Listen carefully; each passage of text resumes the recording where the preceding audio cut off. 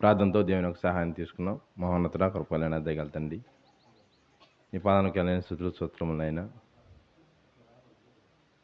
మీ యొక్క మధ్యాహ్నకాల సమయంలోనైనా మీ యొక్క వాక్కులు చెంత చేరినైనా మీ యొక్క మనసులోని ఆవేదనను మాటలను పరమార్థాన్నైనా తెలుసుకోవడానికైనా మీరు ఎంతగానో ప్రేమించినైనా ఒక మధ్యాహ్నకాల సమయం ఇక్కడ కూర్చోబెట్టినటువంటి విధానాన్ని బట్టి మీకే వేల స్థుతులు స్తోత్రములైనా ఇప్పటివరకు పాటల ద్వారా నీ యొక్క నామం సూచించినైనా ఇద్దరు బిడ్డలుగానైనా మీ యొక్క సహాయాన్ని అందించారనైనా అదేవిధంగానైనా వాక్యభావన గెలుచునైనా చెప్తున్న నాకును మీ యొక్క సమయోచితమైన జ్ఞానంనైనా మీ యొక్క పరిశుద్ధాత్మ సహాయంతోనైనా ఈ యొక్క మధ్యాహ్నకాల సమయంలోనైనా మీ యొక్క మాటలోని పరమార్థాన్ని మనసులోని ఆవేదనైనా నా ద్వారా ఏవైతే తెలియజేయాలనుకున్నానైనా ఆ యొక్క మాటలు నేను తెలియజేయాలని కృప తెచ్చేయమన్నైనా అదేవిధంగా వింటున్న మీ పిల్లలు కూడానైనా వినటువంటి ప్రతి మాట బైబిల్లో ఉన్నదా లేదా, ఆ యొక్క మాట పరలోకానికి చేరుస్తుందా లేదన్నటువంటి ఆలోచనతోనైనా విని మా యొక్క బ్రతుకులు మార్చుకునే భాగ్యాన్ని అందరికీ తెచ్చేయమన్నైనా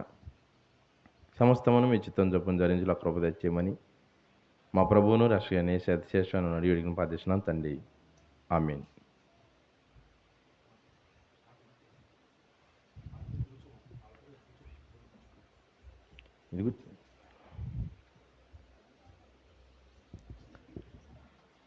మంచిది ప్రియమైన దేవుని వారలారా, దేవుడు మనల్ని ఎంతగానో ప్రేమించి ఒక మధ్యాహ్నకాల సమయంలో మనం సజీవ లెక్కల్లో మిగిల్చి ఆయన యొక్క వాక్కుల చెంద కూర్చోబెట్టాడంటే అది కేవలం దేవుడు మన ఎడలా చూపిస్తున్నటువంటి కృప. అలాగే పిల్లరా, లోకంలో చూసుకున్నట్లయితే తల్లిదండ్రులు వారికి కలిగినటువంటి సంతానంలో స్త్రీలైనటువంటి ఆ యొక్క కుమార్తెలను వివాహం చేసి పుట్టినింటి నుండి అత్తవారింటికి పంపించడంలో కొన్ని జాగ్రత్తలు అనేవి చెప్పి పంపిస్తూ ఉంటారు. ఎలా బ్రతకాలి, ఎలా ఉండాలి, అక్కడ వాతావరణాన్ని ఎలా ఇష్టంగా మలుచుకోవాలా, వారి యొక్క దాంపత్య జీవితంలో ఎలా బ్రతకాలి అనేది కొన్ని జాగ్రత్తలు అనేవి చెప్పి పంపిస్తూ ఉంటారు. అవునా కాదా? లోకంలో అలాగే చూసుకున్నట్లయితే వారి యొక్క పిల్లల్ని ఏదైనా చదువు నిమిత్తం హాస్టల్లో వేసినప్పుడు కూడా మా దగ్గర నుండి నువ్వు వేరుగా ఉంటున్నావు కనుక ఇక్కడ ఉన్నటువంటి పిల్లలతో జాగ్రత్తగా ఉండమని, జాగ్రత్తగా చదువుకొని మంచిగా చదువుకుని తిరిగి రమ్మని చెప్పి ఎన్నో జాగ్రత్తలు చెప్పి ఆయా హాస్టల్లో పిల్లల్ని దించి వస్తుంటారు. అలాగే ఏదైనా కొత్తగా ఉద్యోగంలో చేరేటప్పుడు ఆ యొక్క ఉద్యోగ పరిస్థితులను బట్టి, ఆ యొక్క ప్రదేశాలను బట్టి ఎలా ఉండాలి, ఆ యొక్క ఉద్యోగాన్ని ఎలాగా చేసుకోవాలి, ఈ యొక్క బ్రతుకు జీవనాన్ని ఎలా లోకంలో గడపాలి అనేది ఎన్నో తల్లిదండ్రులు జాగ్రత్తలు చెప్తూ ఉంటారు. అలాగే దేవుని యొక్క స్వరూపం చొప్పున సృష్టించుకున్నటువంటి దేవుడు ఆయన ఇచ్చినటువంటి యొక్క దైనందిన జీవితాన్ని ఆయనకి ఇష్టమైనటువంటి రీతిగా కూడా ఆయనటువంటి రీతిగా బ్రతకమని ఎన్నో జాగ్రత్తలు బైబిల్లో పొందుపరుచున్నారు. కానీ దేవుడిచ్చినటువంటి యొక్క దైనందిన జీవితాన్ని ఈ లోకంలో ఉన్నటువంటి ఆశలకి,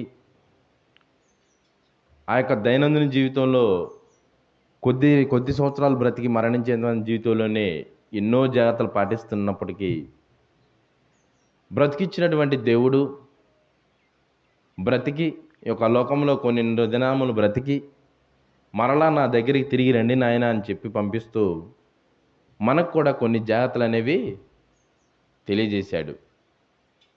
లోకంలో ఉన్నటువంటి మనకే జాగ్రత్తలు అనేవి ఉంటే మరణించిన తర్వాత మరో లోకం ఉన్నది, ఆ లోకానికి మీరు చేరుకోవాలి ఆయన అని చెప్పేసి అని దేవుడు కూడా ఎన్నో జాగ్రత్తలు చెప్పి లోకానికి మనల్ని పంపించాడు.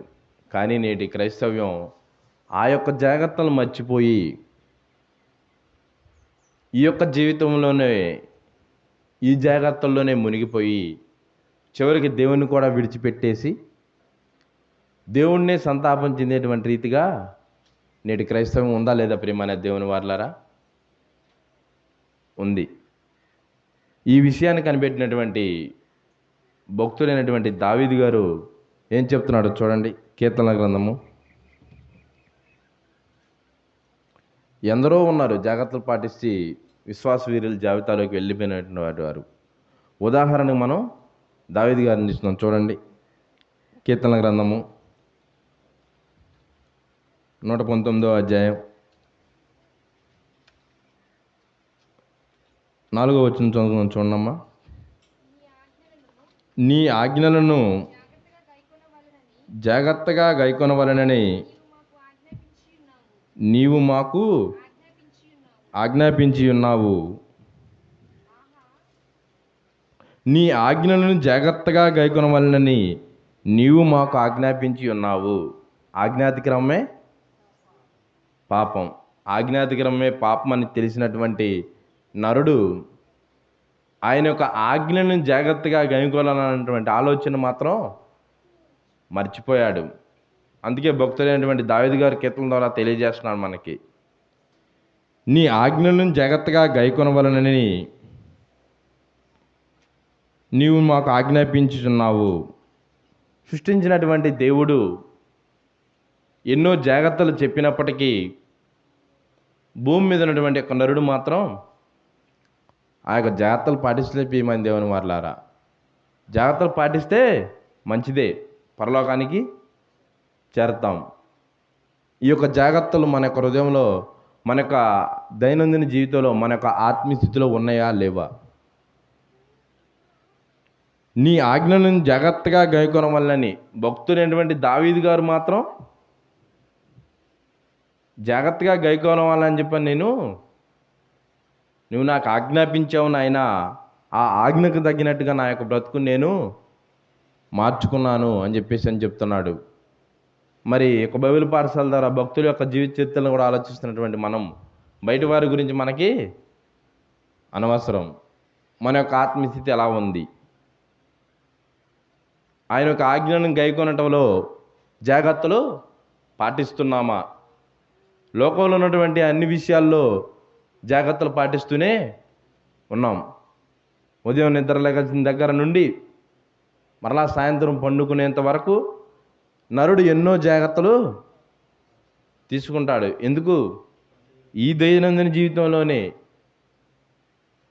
ఈ జీవితకాలం మట్టుకే ఆయనను మనం నమ్మిన ఎడలా మన అంతకంటే దౌర్భాగ్యులు ఎవరు ఉండరు.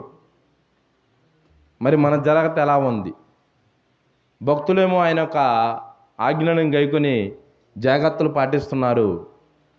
మరి మనం ఏం పాటిస్తున్నాం? జాగ్రత్తలు తీసుకుంటున్నామంటారా? శరీరం కోసం ఎన్నో జాగ్రత్తలు తీసుకుంటున్నాం, మరి ఆత్మ కోసం జాగ్రత్తలు అవసరం లేదా? ఇంకేమన్నాడు చూడండి. ప్రసంగి గ్రంథము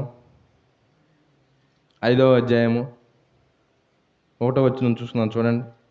ఎన్నో జాగ్రత్తలు ఉన్నాయి బైబిల్లో ప్రియమైన దేవుని వారలారా. ప్రసంగి గ్రంథము 5వ అధ్యాయము 1వ వచనం చూస్తున్నాను చూడండి.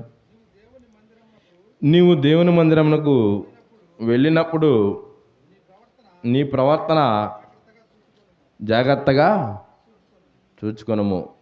విశ్రాంతి దినమును ఆచరించుట ఇశ్రాయేలు యొక్క కట్టడైతే ప్రతిదినము తన సిలువను ఎత్తుకుని ఆయనను వెంబడించువాడు వారి నేటి క్రైస్తవ్యం కట్టడ ఇది. మరి 6 దినములు పనిపాఠములు చేసుకుని 7వ దినమున మందిరానికి పోతున్నావు. మంచిదే నాయనా. మందిరానికి పోతున్నటువంటి నీ యొక్క ప్రవర్తన ఎలా ఉంది? ఒకని ప్రవర్తన ప్రీతికరమైనప్పుడు దేవునికి తన యొక్క శత్రువులను కూడా మిత్రులుగా చేస్తానన్నాడు. మరి మందిరానికి పోతున్నటువంటి నీకు శత్రువులు ఇంకా మిత్రులుగానే మారలేదేమో. ఎలా ఉంది మన ప్రవర్తన? ప్రవర్తన ప్రీతికరంగా ఉన్నదా? నేటి క్రైస్తవ సమాజ సంఘాల్లో ఉన్నటువంటి జాడ్యం ఏంటంటే చర్చికి వెళ్తున్నారో తెలీదు, అలంకారప్రాయంగా అందము మోసము సౌందర్యం వ్యర్థం. ధనవంతుడు ఊదా రంగు వస్త్రాన్ని కూడా దేవుడు బైబిల్లో రాయించాడు ప్రియమైన దేవుని వారలారా. మరి ఎలా ఉంది మన ప్రవర్తన, ఎలా ఉంది? కొన్ని సమాజ సంఘాల్లో అయితే ఆ యొక్క అలంకరణను చూయించుకోవడానికే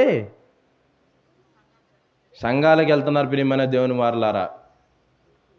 మీరు సిటీలో టౌన్లో చూసినట్లయితే అలాగే ఉంటుంది. దేవుడేమో ప్రవర్తనని సరిచేసుకోమంటున్నాడు. నీ వస్త్రములు కాదు నాయన, వస్త్రములే ముఖ్యమైతే ధనవంతుడు నరకంలో ఉండాల్సినటువంటి పరిస్థితి ఏముంది? ఎందుకు ఉంది ప్రియమైన దేవుని వారలారా? నీ దేవుని మందిరంలో పోయినప్పుడు నీ ప్రవర్తనను జాగ్రత్తగా చూసుకొనుము. ఏది జాగ్రత్త? మందిరానికైతే వెళ్తున్నారు వస్తున్నారు, తరం వెంబడి తరం గతించి పోతుంది. ప్రవర్తన మారట్లా. ఎలా ఉంది మన ప్రవర్తన? మన ప్రవర్తన బట్టి సంఘానికి నలుగురు వచ్చేవారిగా ఉన్నామా? నలుగురిని ఆపేసేవారిగా మనం ఉన్నామా? మన ప్రవర్తన ఎలా ఉంది? సంఘంకి వస్తున్న వారి పట్ల మన ప్రవర్తన ఎలా ఉంది? ఈ మధ్యాహ్న కాల సమయం దేవుడు మనల్ని అడుగుతున్నాడు ప్రియమైన దేవుని వారలారా. జ్ఞాని అయినటువంటి సొలొమోను గారు రాసినటువంటి మాటలు. నీవు మందిరానికి వెళుచున్నావు నాయనా,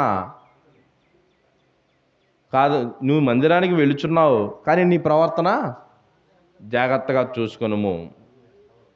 ప్రభువుల వారేమో ప్రతి దినము సిలువను ఎత్తుకుని వెంబడించమంటే క్రైస్తవ్యం మొత్తం ఆదివారం ఒక్కరోజు మందిరానికి వెళ్ళి ఆ యొక్క మందిరానికి కూడా ఆ యొక్క అలంకార ప్రాయాన్ని చూయించుకోవడానికి వెళ్ళేటువంటి పరిస్థితి వచ్చేసింది ప్రియమైన దేవుని వారలారా. ఎలా ఉంది మన యొక్క ప్రవర్తన? ఎలా ఉంది? దేవునికి ఇష్టమైనటువంటి రీతిగా మన ప్రవర్తన ఉందా లేదా? ధనవంతుడు ఎంతో ధనవంతుడు తన యొక్క ఊదా రంగు వస్త్రములు ధరించుకుని తన యొక్క జీవితాన్ని గడిపాడు. అందం ముఖ్యం కాదు నాయనా, నీ యొక్క ప్రవర్తన ముఖ్యం. నీ ప్రవర్తన దేవునికి ప్రీతికరమైన అయినప్పుడే నీ యొక్క మందిరానికి వెళ్ళేటువంటి దానికి అర్థం ఉంటుంది ప్రియమైన దేవుని వారలారా. కుటుంబాలు దేవుని యొక్క సన్నిధిలో గడుపుతున్నటువంటి భ్రమలో ఉన్నారు, కానీ ప్రవర్తన సరి చేసుకోకపోతే ఎన్ని దినములు వెళ్ళినా కూడా వ్యర్థమే ప్రియమైన దేవుని వారలారా. ఎలా ఉంది మన ప్రవర్తన? ఒక మధ్యాహ్న కాల సమయం దేవుడు అడుగుతున్నాడు, లోకంలో ఎన్నో జాగ్రత్తలు పాటించావే, నా గురించి నువ్వేం పాటించావు నాయన అని చెప్పేసి అని అడిగితే మనం ఏం చెప్తాం ప్రియమైన దేవుని వారలారా? ఒక మధ్యాహ్న కాల సమయం వాక్యం ద్వారా అదే మనల్ని అడుగుతున్నాడు. నేను ఇచ్చినటువంటి బ్రతుకును అనుభవించావు, నేను చలనదయతో చూస్తేనే నువ్వు బ్రతికావు, లోకంలో ఎన్నో జాగ్రత్తలు పాటించుకున్నావు, లోకంలో విలువగా బ్రతికావు, కానీ నువ్వు నా కోసం ఎలా బ్రతికావు, నా కోసం నువ్వేం చేసావు, నా జాగ్రత్తలు నువ్వు ఒకటన్నా పాటించావు అని చెప్పేశానంటే మనం ఏం చెప్తాం? మందిరానికి పోయావు, వచ్చావు, వెళుతున్నావు, వస్తున్నావు, నీ యొక్క కుటుంబాన్ని కూడా తీసుకుని వెళుతున్నావు, కానీ నీ యొక్క ప్రవర్తన ఎలా ఉంది? నీ యొక్క ప్రవర్తన ప్రీతికరమైనది అనేది లేనప్పుడు నువ్వు ఎంత భక్తిపరుడైనా కూడా ఉదాహరణ ప్రియమైన దేవుని వారలారా. మరలా లోకంలో గొప్పగా ఆదివారం నేను వెళ్ళను, దేవుని యొక్క మందిరంలో గడపటే నాకు పని. ఎందుకు? ప్రవర్తన సరిగా లేనప్పుడు మందిరంలో ఉంటేనేమి, బయట తిరిగితేనేమి? ఎలా ఉంది మన ప్రవర్తన? ఇంకా చూడండి, మార్కు సువార్త 4వ అధ్యాయము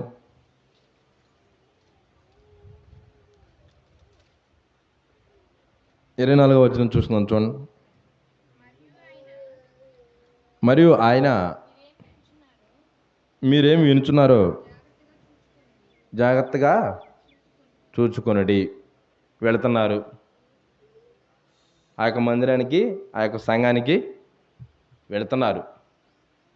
వెళుతున్నటువంటి సంఘంలో ఏం చెప్తున్నారు, ఎలా చెప్తున్నారు, ఎందుకు చెప్తున్నారు, అసలు మనం ఎందుకు వినాలి అన్నటువంటి ఆలోచన ఉందా ప్రియమైన దేవుని వారలారా? ఒక రోగం వచ్చి హాస్పిటల్కి వెళ్తే డాక్టర్ గారి కోసం గంటల తరబడి కూర్చోమ్మా. మధ్యాహ్నం వెళ్ళిన అతను సాయంత్రం దాకా రాడు. ఏంటయ్యా రాలేదంటే, డాక్టర్ గారు లేటుగా వచ్చాడు. ఎందుకు? ఆ కలిగినటువంటి రోగాన్ని నయం చేసుకోవడానికి వచ్చినటువంటి డాక్టర్ గారు ఎప్పుడు ఏం చెప్తాడా జాగ్రత్తలు, ఆ జాగ్రత్తలు మనం పాటించి ఈ యొక్క రోగాన్ని నయం చేసుకోవాలని అనుకుంటాడా లేదా? అనుకుంటాడు. మరలా వెళ్ళి డాక్టర్ గారిని అడుగుతాడా లేదా? ఈ మందులు ఎలా వేసుకోవాలి, ఏ సమయాల్లో వేసుకోవాలి అంటే ఈ యొక్క దేహానికి కలిగినటువంటి రోగాన్ని నయం చేసుకోవటానికి జాగ్రత్తలు పాటిస్తున్నాడు. మరి ఆత్మకు పట్టినటువంటి రోగాన్ని కడుక్కోవడానికి జాగ్రత్త అవసరం లేదా ప్రియమైన దేవుని వారలారా? వెళుతున్నారు సంఘాల్లోకి. దేవుడు కూడా దేవదూతల ద్వారా, ప్రవక్తల ద్వారా, సేవకుల ద్వారా, లేఖనముల ద్వారా ఎన్నో విషయాలు మనకి తెలియజేస్తున్నారు. తెలియజేస్తున్నప్పటికీ అసలు దేవుడు ఏం చెప్తున్నాడు, దేవుడు ఎందుకు సృష్టించాడు, సృష్టించినటువంటి మనం ఏ జాగ్రత్తలు తీసుకోవాలి, ఎలా బ్రతకాలి, మరలా ఎలా తండ్రి దగ్గరికి చేరాలి, ఇవేవి నేటి క్రైస్తవానికి వద్దు ప్రియమైన దేవుని వారలారా. ఆదివారం రాగానే కుటుంబాలు దేవుని సన్నిధిలోకి వెళ్ళి గడుపుతున్నాం, దేవుని కానుక ఇస్తున్నాం. ఎవరి కావాలి నీ కానుక? నువ్వు జాగ్రత్తగా బ్రతకమని దేవుడు చెప్తున్నాడు. నీ ఆత్మను రక్షించుకోయా అని చెప్పేసి అని దేవుని చెప్తుంటే, ఒంటికి పట్టినటువంటి రోగానికి నయం చేసుకోవడం మాత్రం జాగ్రత్తలు పాటిస్తున్నాం. ఎలా ఉంది మన ఆత్మీయ స్థితి? సంఘానికి వస్తున్నటువంటి మనము చెప్పినటువంటి ప్రతి ఒక్క మాట బైబిల్లో ఉన్నదా లేదా? విన్నటువంటి ప్రతి మాట పరలోకానికి చేరుస్తుందా లేదా? అసలు ఎలా చెప్తున్నారు, ఎందుకు చెప్తున్నారు, ఏం చెప్తున్నారు? ఈ యొక్క బోధించేటువంటి బోధ లోకపు బోధ, దేవునికి ఇష్టమైనటువంటి అపోస్తలుల బోధ, ఇవేవీ లేకుండా వెళ్ళి విని వచ్చేస్తే ఆత్మ నరకానికి ప్రియమైన దేవుని వారలారా. పొద్దున్నే డాక్టర్ గారి దగ్గరికి వెళ్ళాడు, సాయంత్రం దాకా డాక్టర్ గారి దగ్గర కోసం కూర్చున్నాడు. ఆయన వచ్చాడు, 2 మాటలు చెప్పేసాడు, వెళ్ళిపోయాడు. ఇంకా అలాగే వచ్చేస్తారండి. మరలా నర్సు దగ్గరికి వెళ్ళి ఇవి ఎలా వేసుకోవాలి, ఏ సమయాల్లో వేసుకోవాలి, మరలా తిరిగి ఎన్ని రోజులకి రావాలి, జాగ్రత్తలు తీసుకుంటాడా తీసుకోడా? క్రైస్తవులే. ఇన్ని జాగ్రత్తలు తీసుకున్నటువంటి క్రైస్తవులు మందిరానికి పోయేటప్పుడు ప్రవర్తన విషయంలో జాగ్రత్త తీసుకుంటున్నారా? వెళ్ళినటువంటి వారు ఆ చెప్పుతున్నటువంటి వాక్యం ఆయా విధంగా ఉన్నదా లేదా? విన్నటువంటి మాటలు దేవుని దగ్గర చేరుస్తావు లేదని ఆలోచించేట్లే ప్రియమైన దేవుని వారలారా. ఆనాడు పౌలులు శీలలో యొక్క ప్రసంగం చేస్తుంటే బెరయ సంఘం వారు అలాగూ ఉన్నవా చెప్పిన మాటలు లేవా అని చెప్పేసి అని పరిశీలన చేశారు. మరి వెళుతున్నాం, వెళ్ళి ఏం వింటున్నాం? దౌర్భాగ్యమైనటువంటి పరిస్థితి ఏంటంటే చదువు వచ్చిన వారు కూడా బైబిల్ తీసుకెళ్ళలేదు ప్రియమైన దేవుని వారలారా. సంఘాల్లోనికి. అవునా కాదా? దేవుని మందిరానికి ఏదో సమయపాలన కోసం వెళుతున్నాం వస్తున్నాం ఉన్నట్టుందే, కానీ బ్రతికిచ్చినటువంటి దేవుణ్ణి ఎవరో గుర్తించలేదు. ప్రియమైన దేవుని వారలారా, మీరేమి వినుచున్నారో జాగ్రత్తగా చూచుకొనుడి. జాగ్రత్తగా చూసుకోకపోతే ఆత్మ నరకానికి వెళుతుందయా అని చెప్పేసి ఇన్ని జాగ్రత్తలు చెప్తుంటే లోకంలో ఉన్నటువంటి జాగ్రత్తలనే పాటిస్తున్నాం, కానీ దేవుని మనసు ఏంటి, దేవుడు ఏం జాగ్రత్తలు చెప్పాడు మనకి, మన యొక్క ఆత్మస్థితి ఎలా ఉంది, ఆ జాగ్రత్తలు మనం ఎందుకు పాటించాలి, జాగ్రత్తలు పాటిస్తే ఎక్కడికి వెళతాం అన్నటువంటి ఆలోచనే క్రైస్తవ సమాజ సంఘాల్లోనే లేదు. ప్రియమైన దేవుని వారలారా, ఈ యొక్క మధ్యాహ్న కాల సమయం దేవుడు మనల్ని అడుగుతున్నాడు. అన్ని విషయాల్లో జాగ్రత్త తీసుకుంటాం, కానీ దేవుని విషయంలో మాత్రం జాగ్రత్త తీసుకుని. ప్రియమైన దేవుని వారలారా, బెరా సంఘం వారు మాత్రం షేబా దేశపు రాణి ఆ యొక్క వజ్రాలు వైడూర్యాలు ఉన్నప్పటికీ దేవుని యొక్క మాటల్ని పరిశీలన చేసింది. మరి మనం ఎలా ఉన్నాం? ఒక దేశపు రాణి దేవుని గురించి మాటల గురించి ఆలోచన చేస్తుంటే మన యొక్క పరిస్థితి ఎలా ఉంది? ప్రియమైన దేవుని వారలారా, పరిశీలించుకోవాలి. ప్రియమైన దేవుని వారలారా, జాగ్రత్తలు, లోకంలో ఎన్నో జాగ్రత్తలు ఉన్నాయి, అన్నీ పాటిస్తున్నాం, కానీ దేవుని విషయంలో మాత్రం జాగ్రత్తలు పాటిస్తున్నామా లేదా? ఇంకా చూడండి, హెబ్రీయులకు రాసిన పత్రిక, దేవుని యొక్క వాక్యం తెలుసుకుని సంఘంలోకి వచ్చినటువంటి వారు తీసుకోవాల్సినటువంటి జాగ్రత్తలు. ప్రియమైన దేవుని వారలారా, హెబ్రీయులకు రాసిన పత్రిక 3వ అధ్యాయము 12వ వచనం చూస్తున్నాం. చూడండి,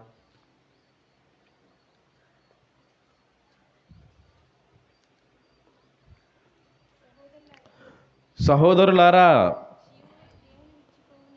జీవము గల దేవుని విడిచిపోవునట్టి విశ్వాసము లేని దుష్ట హృదయము మీలో ఎవని యందైనను ఒకవేళ ఉండునేమో అని జాగ్రత్తగా చూచుకొనడి. సహోదరులారా, నా యొక్క మాటలను గైకొని నా యొక్క ఆజ్ఞలను పాటించి నాకు ఇష్టమైనటువంటి రీతిగా బ్రతుకుతానని వచ్చినటువంటి మీకు, సహోదరులారా, జీవము గల దేవుని విడిచిపోనట్టి దేవుని యొక్క వాక్యం ఎరిగి దేవునికి ఇష్టాన రీతిగా బ్రతుకుతానటువంటి మాటిచ్చి సంఘంలోనికి వచ్చి ఆయన యొక్క వాక్యపు ఎదుగుదలలో ఎదుగుతూ ఆ యొక్క లోకంలో కలిగినటువంటి ఇబ్బందుల వలన మరలా జీవము గల దేవుణ్ణి విడిచిపెట్టేటువంటి పరిస్థితిలోకి నేటి క్రైస్తవ్యం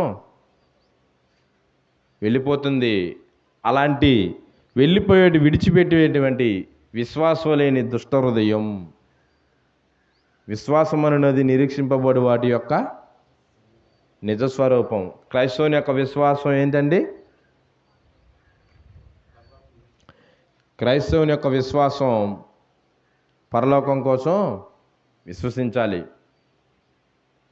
విశ్వాసం లేని దుష్ట హృదయము సంఘంలోకి వచ్చి దేవుని యొక్క వాక్యాన్ని రుచి తెలుసుకుని మరలా లోకంలోనికి పడిపోయేటువంటి దుష్ట హృదయం నీలో ఉందేమో పరిశీలించుకోయా అని చెప్పేసి దేవుడు తెలియజేస్తున్నాడు. ప్రియమైన దేవుని వారలారా, జీవము గల దేవుని విడిచిపోవునట్టి, జీవము గల దేవుడని ఎరిగి మారు మనసు పొంది బాప్తిస్మ కార్యక్రమం ద్వారా ఆయనలోనికి వచ్చి ఆ యొక్క జీవము గల దేవుని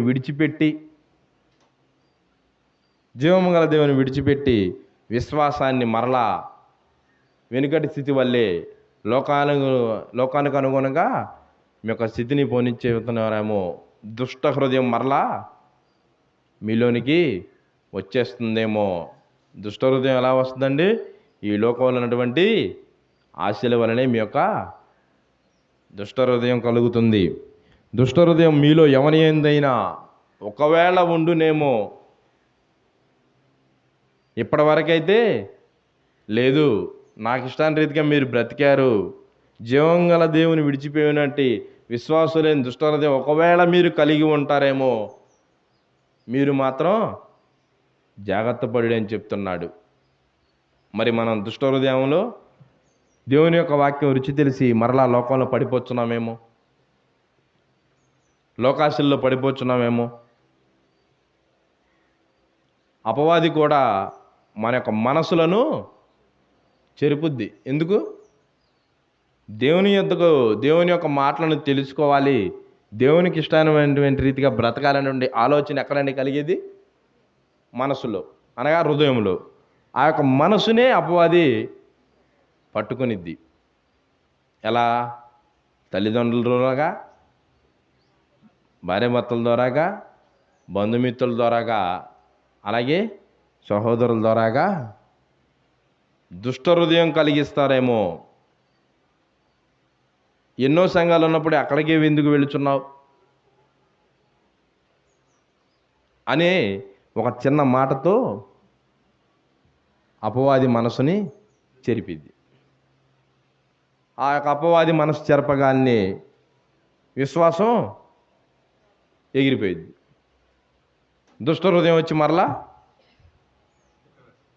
మరలా నీ యొక్క హృదయంలో కూర్చునిద్ది. నాయన, నువ్వు సంఘంలోనే ఉన్నావు, అయినప్పటికీ దుష్ట హృదయం నీలో ఉందేమో, జాగ్రత్తగా చూసుకో.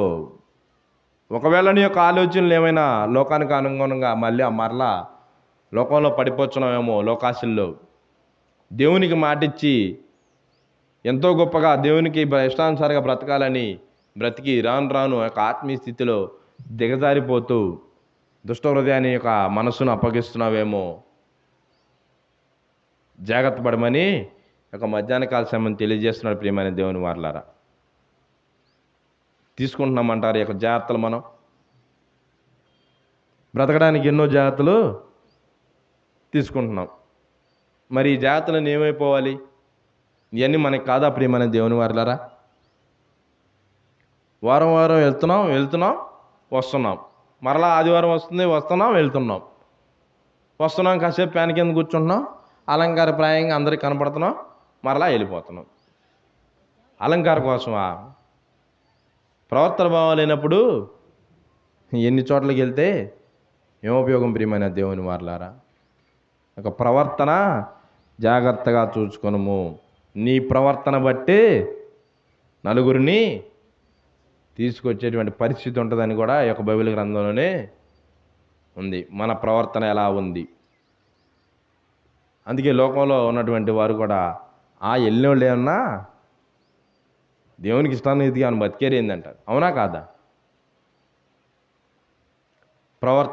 ప్రవర్తన జాగ్రత్తగా చూసుకోవాలి.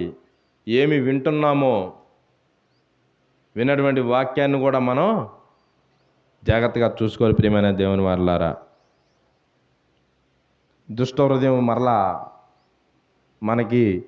మరలా యొక్క ఆలోచనల ద్వారా, మాట ద్వారా, చూపు ద్వారా మరలా ఏదైనా దుష్ట హృదయం మనలోనికి వస్తుందేమో, జాగ్రత్త చూసుకోవాలి ప్రియమైన దేవుని వారలారా. ఇంకా చూడండి, కొలస్సీలకు రాసిన పత్రిక 2వ అధ్యాయము 8వ వచనం చూసుకుందాం. చూడండి. ఆయనను అనుసరింపక మనుషుల పారంపర్యాచారమును, అనగా ఈ లోక సంబంధమైన మూలపాఠములను అనుసరించి మోసకరమైన నిరర్ధక తత్వ జ్ఞానము చేత మిమ్మును చెరపట్టుకుని పోవువాడు ఎవడైనా ఉండునేమో అని జాగ్రత్తగా చూచుకొనుడి. మనుషుల యొక్క పారంపర్యాచారాలను పాటించి దేవుని యొక్క వాక్యం రుచి చూచి మనుషుల యొక్క పారంపర్యాచారానికి మరలా పడిపోయేటువంటి రీతిగా నీ విశ్వాస జీవితం ఉందేమో పరిశీలించుకోమని చెప్తున్నాడు ప్రియమైన దేవుని వారలారా. ఎలా ఉంది మన యొక్క విశ్వాస జీవితం? మనుషుల పారంపర్యాచారమును అనగా ఈలోక సంబంధమైన 2 పుట్టినోట్లు ఏముందండి? భూతములు. భూతములు మూలపాఠములను అనుసరించి మోసకరమైన నిరర్ధక తత్వ జ్ఞానము చేత, అంటే సంఘాల్లో మోసకరమైనటువంటి జ్ఞానం జరుగుతుందా లేదా? నేటి సంఘాల్లో నిరర్ధకమైనటువంటి తత్వ జ్ఞానము చేత, మనుషుల పారంపర్యాచారాల వలన, ఈలోక సంబంధమైన మూలపాఠములను అనుసరించి మోసకరమైన నిరర్ధక తత్వ జ్ఞానం చేత మిమ్మల్ని చెరపట్టుకుని పోవువాడెవడైనా, వాక్యం తెలిసినప్పటికీ అపవాది ఎన్నో విధాలుగా పడగొడటానికి, మనల్ని మన యొక్క ఆత్మీయ స్థితి నుండి పరద్రోలడానికి ఎన్నో కుయుక్తులు పన్నుతూ ఉంటుంది. నువ్వు సంఘంలోనికి వచ్చావు నాయనా, సంఘంలోకి వచ్చినటువంటి నీవు విశ్వాసాన్ని మరలా విడిచి జీవం గల దేవుని విడిచిపెట్టి దుష్ట హృదయానికి నీ యొక్క ఆత్మను అప్పగిస్తావేమో, జాగ్రత్త పడమని చెప్పినటువంటి దేవుడు ఇంకా ఏం చెప్తున్నాడు? ఈలోక సంబంధమైన మూలపాఠములను, మనుషుల పారంపర్యాచారములను, దేవుని యొక్క రాజ్య సువార్త, దేవుని యొక్క అసలు శిస్తులైనటువంటి బోధ నరునికి ఇబ్బందిగానే ఉంటుంది. ప్రియమైన దేవుని వారలారా, ఎక్కదు. దేవుని యొక్క వాక్యం రుచి చూసి తెలిసినప్పటికీ కూడా ఈలోక మూల పాఠములు, మనుషుల పారంపర్యాచారములు,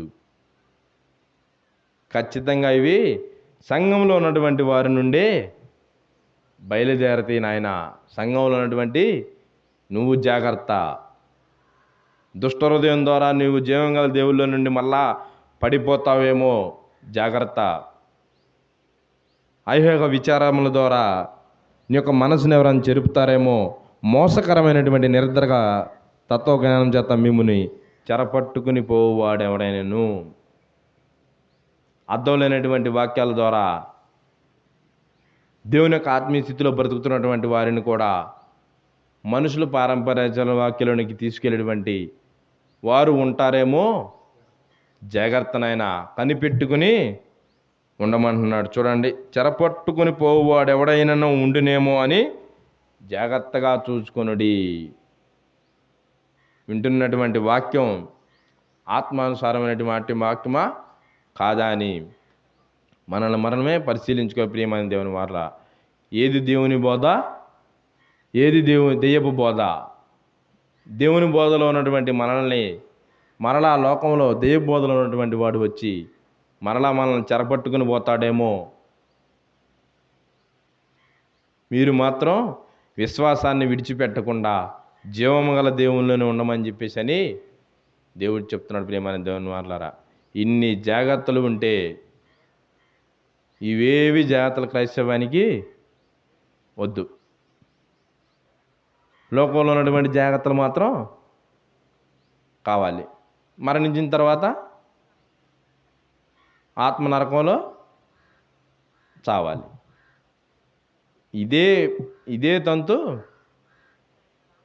క్రైస్తవ సమాజ సంఘాల్లో తరతరాల నుండి జరుగుతున్నటువంటి తంతు. ప్రియమైన దేవుని వారలారా, మరి యొక్క జాగ్రత్తలు మనం పాటిస్తున్నామా?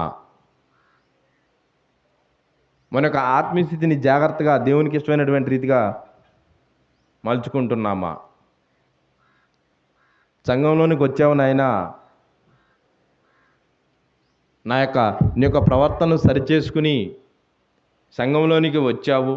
వచ్చినటువంటి నీవు విన్నటువంటి వాక్యాన్ని బట్టి సంఘంలోనికి వచ్చినటువంటి నీవు జీవం గల దేవుణ్ణి మరలా విడిచిపెట్టి మరలా లోకాశుల్లో పడిపోతావేమో నాయనా. నీ యొక్క బాప్తీసం తీసుకున్నటువంటి దగ్గర నుండి ఆ లోకంలో పడిపోయేటువంటి వరకు నువ్వు చేసినటువంటి మేలు లేవు కూడా నిన్ను కాపాడలేవు. అవి అసలు లెక్కలోనికే రావు అని చెప్తున్నాడు. ఎలా ఉన్నాం? జాగ్రత్తలు పాటించేవారిగా ఉన్నామా? అసలు దేవుడు బైబిల్లో జాగ్రత్తలు చెప్పాడన్న సంగతి కూడా క్రైస్తవాన్ని తెలియదు ప్రియమైన దేవుని వాళ్ళారా. దేవునికి ఇష్టమైనటువంటి రీతిగా బోధ ఎక్కడా జరగటం లేదు. నిరర్ధకమైన తత్వజ్ఞానం చేత మిమ్మల్ని చెరపట్టుకుని పోతారు నాయన. అంటే వారికి ఇష్టానికి రీతిగా వారు బోధన మార్చుకుని మిమ్మల్ని కూడా ఆ యొక్క జ్ఞానంలోనికి తీసుకెళ్తారు. మీరైతే రుచి చూసి నాలోనికి వచ్చారు, మీరు మాత్రం జాగ్రత్తగా వినండి, విన్నటువంటి వాక్యాన్ని బట్టి మీ యొక్క బ్రతుకులను మార్చుకోండి అని చెప్పేసి అని దేవుడు తెలియజేస్తున్నాడు. ప్రియమైన దేవుని వాళ్ళారా, ఎలా ఉంది మరి మన జాగ్రత్తలు ఎలా ఉన్నాయి? మన యొక్క ఆత్మీయస్థితి దేవునికి ఇష్టమైనటువంటి రీతిగా ఉందా? ఎన్నో జాగ్రత్తలు దేవుడు తెలియజేస్తున్నప్పటికీ క్రైస్తవ్యం మొత్తం లోకపు జాగ్రత్తలోనే ఉంది, కానీ ఆత్మానుసారమైనటువంటి జాగ్రత్తలో లేదు ప్రియమైన దేవుని వాళ్ళారా. ఇంకా చూడండి ఏం చెప్తున్నాడు. మార్కు సువార్త 13వ అధ్యాయము 33వ వచనం చూస్తున్నాం చూడండి.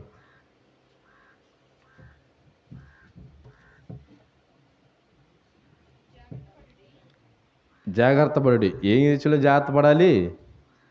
లోకపు విషయంలోనా? అన్ని విషయాల్లో జాగ్రత్త కలిగి ఉంటారు, దేవుని విషయంలో మాత్రం జాగ్రత్త కలగాలి. జాగ్రత్త పడుడి, మెలకువగా ఉండి ప్రార్థన చేయడు. ఏంటంటే అందరూ నిద్రపోయి ప్రార్థన చేస్తున్నారా? జాగ్రత్త పడుడి, మెలకువగా ఉండి ప్రార్థన చేయుడి, ఆ కాలం ఎప్పుడొచ్చునో మీకు తెలియదు. దేవుని యొక్క రాకడ ఎప్పుడు వచ్చిద్దో మనకు తెలుసా అండి? తెలియదు. మరి మరణం ఎప్పుడైతే తెలుసా? తెలియదు. అన్ని విషయాల్లో మెలకువ కలిగి ఉండాలి, కానీ లోకపాటుల్లోనే మెలకువ కలిగి ఉంటారు.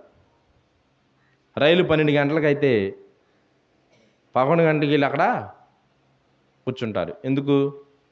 వెళ్ళిపోయిద్దేమో, అంటే ఎప్పుడు వస్తుందో తెలియదు కనుక.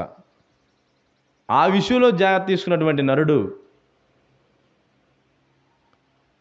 అంతం అనేది ఒకటి వస్తుంది, లేదా మన మరణం అనేది ఒకటి జరుగుతుంది. అప్పటి వరకు మెలకువ కలిగి ఉండాలి. మెలకువ కలిగి అనగా దేవుని యొక్క వాక్యంలోనే, దేవుని యొక్క ఆలోచనలోనే ఉంటే ఆ దినం ఎప్పుడైతే వస్తుందో ఆ దినం వచ్చేసరికి మన యొక్క దేవుని యొక్క మేలుకొలుపుల్లో ఉంటేనే మన యొక్క ఆత్మకి మంచిది. ప్రియమైన దేవుని వారలారా, మెలకువగా ఉండుడి, జాగ్రత్త పడుడి. ఎన్ని జాగ్రత్తలు చెప్తున్నారు ప్రియమైన దేవుని వారలారా. ఏమైపోయినాయి ఈ జాగ్రత్తలన్నీ? ఆ కాలం ఎప్పుడొచ్చునో మీకు తెలియదు, అర్ధరాత్రి వస్తుందో తెలియదు, ఏ జామున వచ్చిందో తెలియదు. మెలకువగా ఉండుడి. ప్రార్థన చేయనప్పుడల్లా మెలకువగా ప్రార్థన చేసుకోండి. ఈరోజు ప్రార్థన చేసుకునే వాళ్ళు ఎవరున్నారండి? ఆ యొక్క ముఖ్యమైన పనికి వెళ్ళేటువంటి పరిస్థితిలోనే ఏదో 2 మాటలు చేసుకుని వెళ్ళిపోతున్నారు. మెలకువగా ఉండి ప్రార్థన చేసుకోమంటున్నారు. ఆ కాలం ఎప్పుడు వచ్చిందో తెలియదు నాయన, అప్పటి వరకు నువ్వు జాగ్రత్త పడు, జాగ్రత్తగా ఉండు, జాగ్రత్తతో నీ యొక్క విశ్వాస జీవితాన్ని నడుపుమని చెప్తుంటే ఈ యొక్క జాగ్రత్తలను విడిచిపెట్టేసి అన్ని విషయాలలో మనిషి జాగ్రత్తలు తీసుకుంటున్నాడు. చూడండి ఇంకేమంటున్నాడు.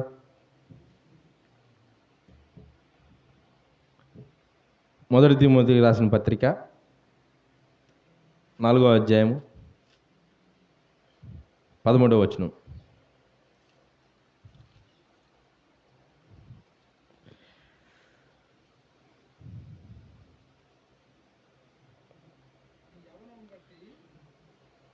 మొదటి తిమోతి 4:13.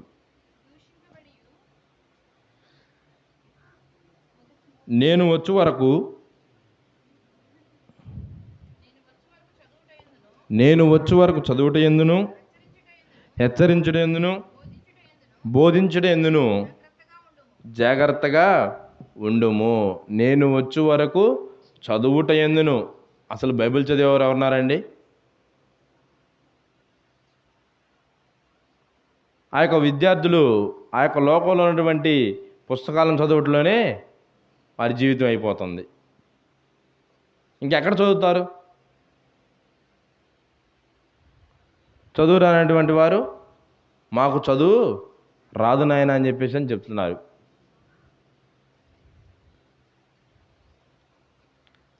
నేను వచ్చే వరకు చదువుట ఎందును, హెచ్చరించడం ఎందును. ఈరోజు తల్లిదండ్రులు తప్పులు చేస్తే వారి యొక్క బిడ్డల్ని హెచ్చరించడానికి కూడా లేకుండా పోయింది. ఎందుకని? వాడేమన్నా చేసుకుంటాడేమో, ఇంకెక్కడ హెచ్చరిస్తారు? అలాగే సంఘానికి వస్తున్నటువంటి మనకు కూడా నీ యొక్క ఆత్మీయ జీవితాన్ని నాకు ఇష్టమైనటువంటి రీతిగా బ్రతుకుతానని చెప్పి మాటిచ్చినటువంటి నీవు, నేను వచ్చే వరకు నువ్వు చదువుకునేవారిగానే ఉండాలి. చదువుట ఎందును, హెచ్చరించడం ఎందును. సంఘములో ఉన్నటువంటి వారిని, సహోదరులైనటువంటి వారిని, ఆత్మీయస్థితిలో నుండి పడిపోతున్నటువంటి వారిని హెచ్చరించేటువంటి విధంగా మన యొక్క బ్రతుకులు, మన యొక్క ఆత్మీయస్థితులు ఉన్నాయా?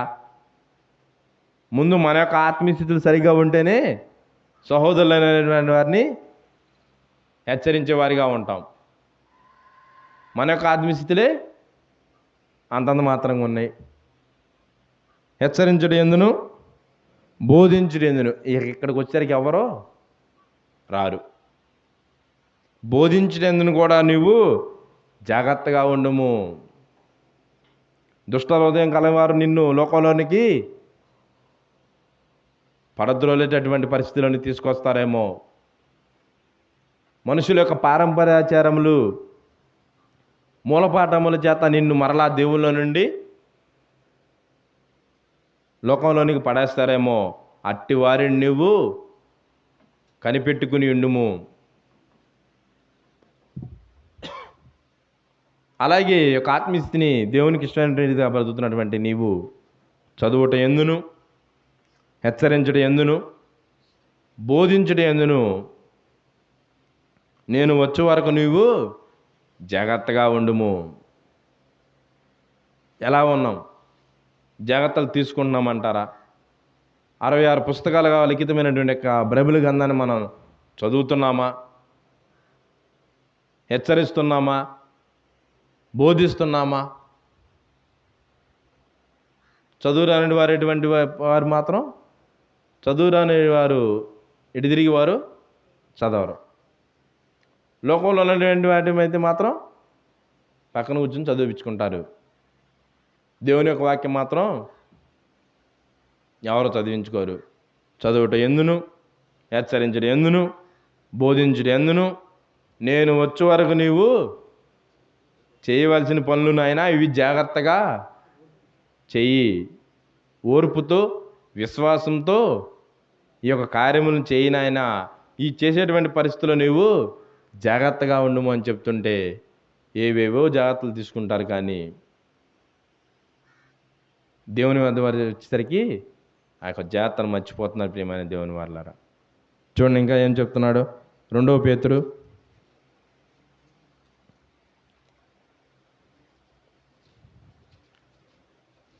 3వ అధ్యాయము